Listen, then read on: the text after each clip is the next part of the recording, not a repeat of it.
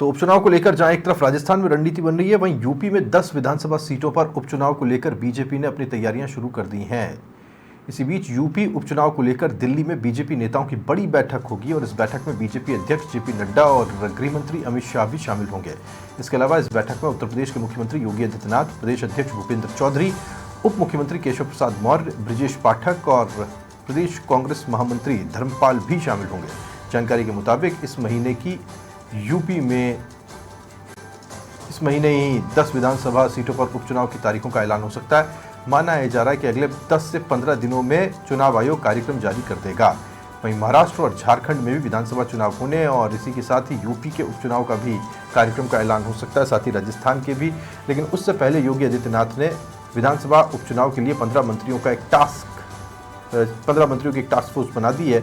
इस टीम को चुनाव के प्रबंधन से लेकर अच्छे उम्मीदवार के बारे में पता करने की जिम्मेदारी दी गई है। इसी काम के लिए यूपी बीजेपी ने भी संगठन के कुछ पदाधिकारियों की एक टीम बनाई थी। कुल मिलाकर के आज दिल्ली में काफ़ी कुछ मेहनत होती हुई दिखाई देगी।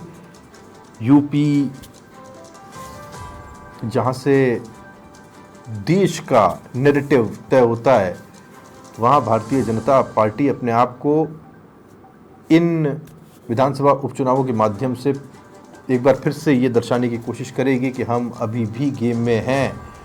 क्योंकि जिस तरह से राजस्थान में भारतीय जनता पार्टी को एक बड़ा लॉस लोकसभा चुनाव में हुआ था, ठीक वैसा ही एक लॉस उत्तर प्रदेश में भी भारतीय जनता पार्टी को हुआ। अब बीजेपी अपने आप को रिवाइवल मोड पर डालती हुई दिखाई देगी और बीजेपी की कोशिश है कि कैसे वापस से जो वोट बैंक बीजेपी के पास से छिटका उसको इन उपचुनावों के माध्यम से अपने साथ लाया जाए और एक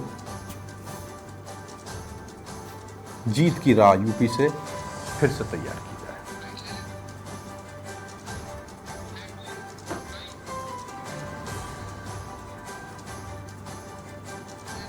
उत्तर प्रदेश में उपचुनाव को लेकर आज भारतीय जनता पार्टी की बैठक दिल्ली में है। 10 सीटों पर होने वाले उपचुनाव को लेकर आज प्रत्याशियों का भी फैसला हो सकता है। लेकिन इस चुनाव को लेकर एक खास बात यह है कि लोकसभा चुनावों में जिस तरीके का परिणाम भारतीय जनता पार्टी को आया था, उससे भारतीय जनता पार्टी कुछ बैकफुट पर तो थी, लेकिन हरियाणा चुनाव में जिस तरीके की जीत भारतीय जनता पार्टी को मिली है, उससे भारतीय जनता पार्टी को एक बूस्टर डोज मिला है। और अब उत्तर प्रदेश में जो 10 सीटों पर चुनाव है, उस पर अब आज फैसला हो सकता है।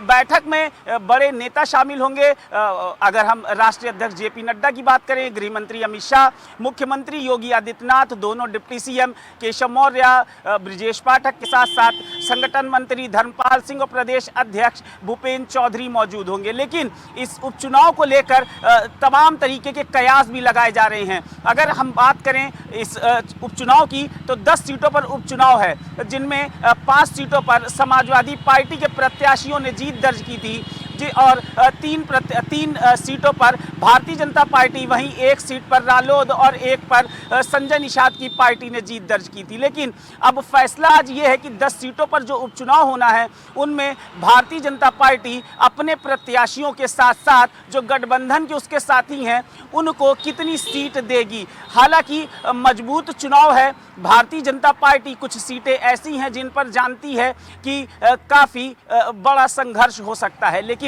समाजवादी पार्टी को टक्कर देने के लिए भारतीय जनता पार्टी ने कमर कस ली है और आज दिल्ली में मंथन इसी पर हो सकता है। लखनऊ से वीडियो जर्नलिस्ट प्रवीण चौधरी के साथ अम्बरीश सिंह, लखनऊ।